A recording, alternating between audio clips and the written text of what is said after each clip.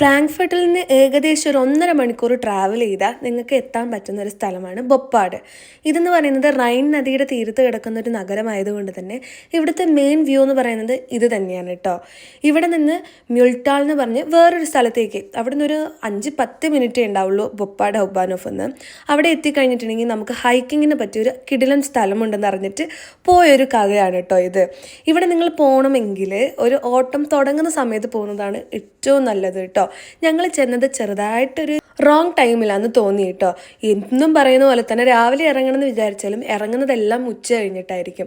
അങ്ങനെ ഞങ്ങൾ അവിടെ എത്തിയത് തന്നെ ഏകദേശം ഒരു 3:30 ആയപ്പോഴാണ്. ഞങ്ങൾ അവിടെ വന്നിറങ്ങിയ ആ വണ്ടി അന്നത്തെ ലാസ്റ്റ് വണ്ടിയാണെന്ന് അപ്പോഴാണ് ഞങ്ങൾ അറിയുന്നത്. മ്യുൾട്ടാളിൽ നിന്ന് തിരിച്ച് ബൊപ്പാഡിലേക്ക് ഏകദേശം ഒരു 1/2 മണിക്കൂർ നടക്കാനേ ഉള്ളൂ. അതുകൊണ്ട് തന്നെ ഞങ്ങൾ കരുതി ഓക്കെ നമുക്ക് തിരിച്ച് നടക്കാം, കുഴപ്പമില്ല. അങ്ങനെ ഞങ്ങൾ നടക്കാൻ വേണ്ടി തുടങ്ങി. 1.5 കിലോമീറ്റർ എന്നാണ് താഴെ എഴുതി വെച്ചിട്ടുണ്ടായിരുന്നത്. നടന്ന് കുന്നും മലയും താണ്ടി ഞങ്ങൾ അവസാനം ഒരു വ്യൂ പോയിന്റിലെത്തി. ആ വ്യൂ പോയിന്റാണ് നിങ്ങൾ അത് കണ്ടത് കേട്ടോ.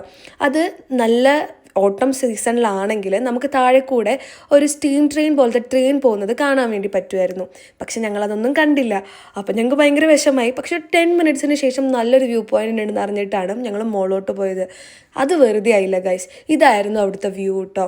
നല്ല കോടമഞ്ഞൊക്കെ ഇറങ്ങി നല്ലപോലെ ഇരുട്ടായി തുടങ്ങിയായിരുന്നു. അതുകൊണ്ട് തന്നെ നമുക്ക് അത്യാവശ്യം പേടി വരുമായിരുന്നു. കാരണം ചുറ്റും പുറവും മൊത്തം കാട് മാത്രമാണ്, മനുഷ്യന്മാരെ പോലും കാണാനുണ്ടായിരുന്നില്ല. അങ്ങനെ ഞങ്ങൾ അവിടുന്ന് ഒരുപാട് ദൂരം നടന്ന് അങ്ങോട്ട് മടുത്തു. നടന്ന് അഞ്ചിന് ഒരുപാടിളകി. നല്ല കിടിലം വ്യൂ ആയിരുന്നു കേട്ടോ. മോളിൽ പോയില്ലെങ്കിൽ നഷ്ടമായി ഞാൻ ഇവിടം വരെ വന്നിട്ട്.